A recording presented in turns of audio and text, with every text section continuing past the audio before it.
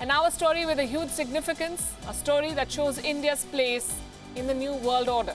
The United Kingdom, which once colonized India, is now berating its own government for failing to engage with India. Let me give you some context. It is no secret that the UK is in a mess. The Brexit saga has already claimed 2 prime ministers. There is immense uncertainty and no solution in sight. Now, London has long been talking about prioritizing relations with India. They want better relations with Delhi. But, of course, the British government has bigger fish to fry right now. There's a race to replace Theresa May as Prime Minister. In the middle of all of this, a parliamentary report in the UK has pulled up the government. This report says that Britain is falling behind in the global race to engage with India. The report is titled Building Bridges, Reawakening UK-India Ties. This report says that the UK failed in its strategy to fit India's enhanced influence and power on the world stage. Note the words. The report calls for a reset of ties, better visa policies, it says, easier immigration laws for Indians. Now, this report was released to coincide with the first ever India Day in the British Parliament.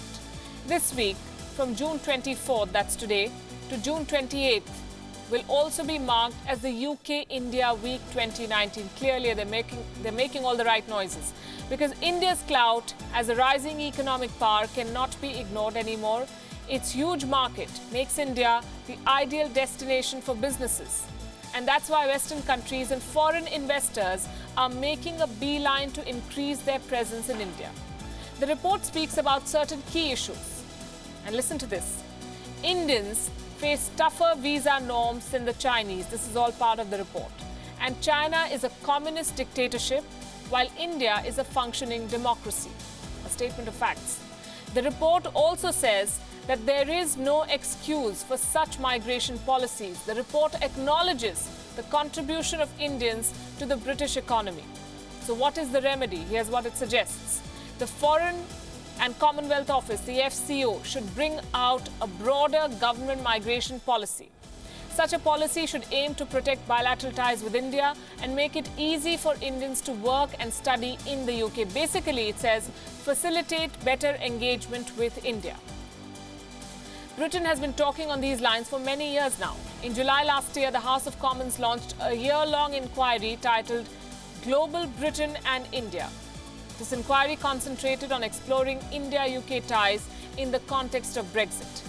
Now, Britain wants a free trade agreement with India, just like it wants one with the US.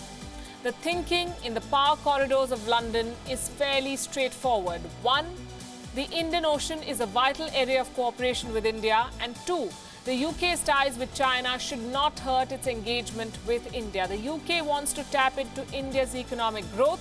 But the point to note here is prioritize ties with India over China. And that's a strong message to be put in a government report. But political messaging aside, what about ground realities? What about the facts? Let's look at the trade data for one. According to official data, the UK's exports to India increased at the fastest rate in 2018. There was a 19.3% hike in goods and services trade. The European Union is India's largest trade partner, and India is the EU's 9th biggest trade partner. The EU accounted for 13% of India's total trade in goods in 2017, and India accounts for 2.3% of the EU's total trade. India's services sector has attracted huge FDI from Europe. The UK has been a major contributor. It is among India's main trading partners from the EU bloc. Clearly, both sides have benefited in this relationship. But trade talks between India and the European Union have been a stop-start affair.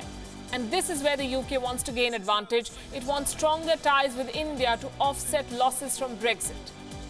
And this not only demonstrates India's importance, it is also an admission that Britain has been less than enthusiastic about Indians when it comes to visas. As the Indian economy grows in size, Britain will have to change its attitude and its laws.